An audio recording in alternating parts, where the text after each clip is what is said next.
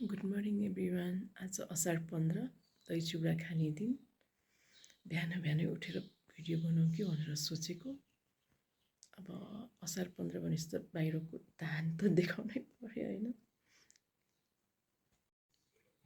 अब चाहिँ बाहिरको धानबारी हेरौँ। मलाई चाहिँ असार 15 भनेपछि चाहिँ धानसँग पनि सम्बन्धित छ कि जस्तो लाग्छ सायद। हेर्नुहोस् त धान चाहिँ यतिको भएको छ यहाँतिर। बिहान उठ्दा चाहिँ एकदमै धेरै फ्रेस हुने कि शीतल वातावरण है। आज चाहिँ अब भनिहालेँ अघि नै असार 15 हो, दही चिउरा खाने दिन।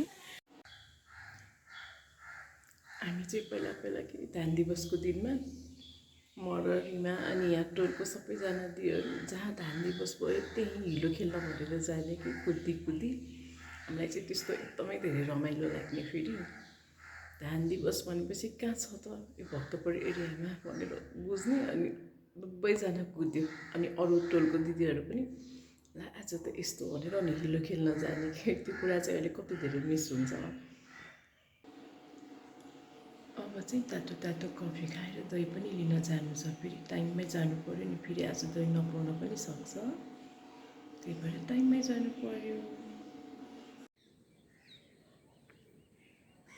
कफी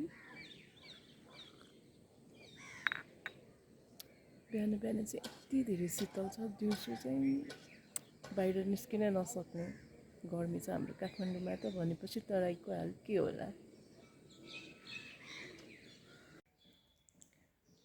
फ्रेस भएर दही पनि ल्याइसकेँ।